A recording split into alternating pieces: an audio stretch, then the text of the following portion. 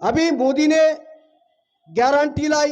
ये गारंटी शब्द जो है ना, ये मोदी वाला गारंटी शब्द, ये भैंसा को दूध मांगने जैसा है। भैंसा को दूध मांगने जैसा है, नपुंसक से बच्चा मांगने जैसा है। क्या हुआ? नरेंद्र मोदी ने ही घोषणा की थी 2 करोड़ युवाओं को रोजगार दूंगा, नहीं दिया। 15 लाख हर नागरिक के खाते में आएंगे, नहीं आए। 400 रुपए में सिलेंडर गैस दूंगा, नहीं दिया। 2022 तक पक्के मकान दूंगा, नहीं दिया। तो ये जुमलेबाज सरकार है, इनको रोकना होगा तो बूथ तक जाना होगा। बूथ का जो मामला है साथियों, संगठन बनाने का मामला है, जन संगठन बनाने का मामला है, जन संगठन के माध्यम से आंदोलन खड़ा करने का मामला है, आंदोलन से जन आंदोलन करने का मामला है, यानी सरकार बनाने का मामला है।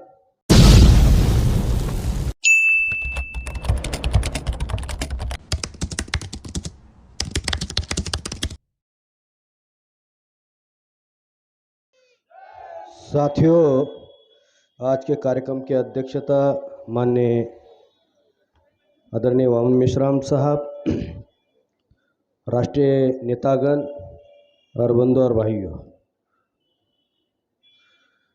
डीके खपाड़े साहब कहा करते थे हमें संगठन का जाल निर्माण करना होगा, तब जाकर हम ब्राह्मण व्यवस्था खत्म कर पाएंगे। आज वामन मेश्राम साहब ने डीके खपाड़े साहब से, कांशीराम साहब से प्रेरणा लेकर उनके नेतृत्व में जो काम चल रहा है, आज केवल संगठन का जाल नहीं बल्कि बहुत सारे संगठनों का जाल निर्माण किया गया है। केवल संगठनों का जाल निर्माण करना ये कोई मकसद नहीं है, बल्कि उनके अंदर नव सामाजिक समूह का नेतृत्व निर्माण करना है। जिस मकसद के लिए, व्यवस्था परिवर्तन के लिए संघर्ष चल रहा है, जन आंदोलन के लिए संघर्ष चल रहा है, उसके लिए नेतृत्व की आवश्यकता होती है। साथियों, आज भामसाहब के मुकाबले में बहुजन सोसाइटी के अंदर किसी के भी पास में संगठन नहीं है जो हमारे पास में है। आज 2 शक्तियां राष्ट्रीय स्तर पर काम कर रही है। एक आरएसएस है जो ब्राह्मणों के हित में काम कर रहा है, और दूसरा बामसेफ है जो बहुजनों के हित में काम कर रहा है। आज बामसेफ की जो आइडियोलॉजी है, यह आइडियोलॉजी बहुजन सोसाइटी के अंदर बहुमत में काम कर रही है। आज यह जो आइडियोलॉजी बहुमत में काम कर रही है, कल पार्लियामेंट में बहुमत में बदली जा सकती है, विधानसभा के अंदर बहुमत में बदली जा सकती है। लेकिन इलेक्ट्रॉनिक वोटिंग मशीन आज अवरोध है। डॉक्टर बाबा साहब अंबेडकर ने जिस समाज का विजन रोटी तक सीमित था, उस समाज का विजन शासन तक ऊपर उठाने का काम बाबा साहब ने किया। आज वही बीजेपी जो है सेंट्रल गवर्नमेंट चला रही है। हमारा जो विजन था शासन करती जमात बनना, उस समाज के अंदर उन्होंने विजन लाया, फ्री में राशन बांटो, मुफ्त में राशन बांटो। साथियों, इलेक्ट्रॉनिक वोटिंग मशीन के विरोध की लड़ाई, यह केवल इलेक्ट्रॉनिक वोटिंग मशीन के विरोध की लड़ाई नहीं है, यह शासक बनने की भी लड़ाई है।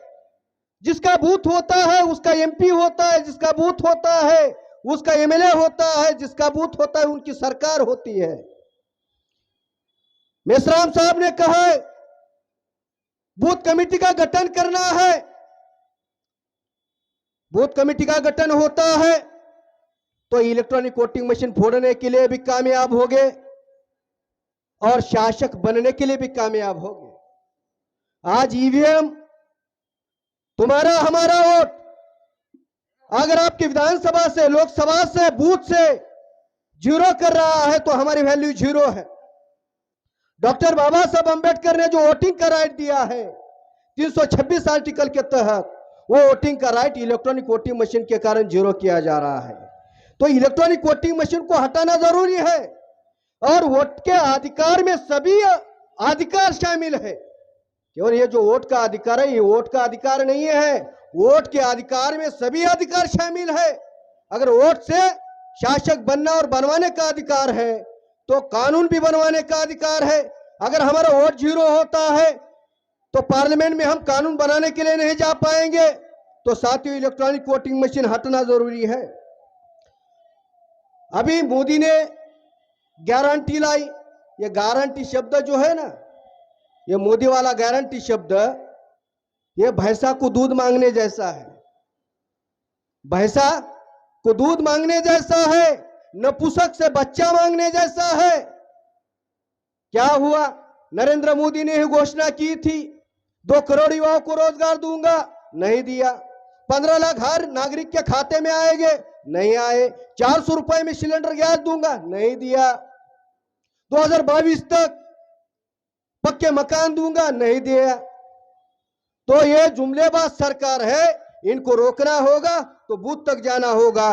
बूथ का जो मामला है साथियों, संगठन बनाने का मामला है, जन संगठन बनाने का मामला है, जन संगठन के माध्यम से आंदोलन खड़ा करने का मामला है, आंदोलन से जन आंदोलन करने का मामला है, यानी सरकार बनाने का मामला है।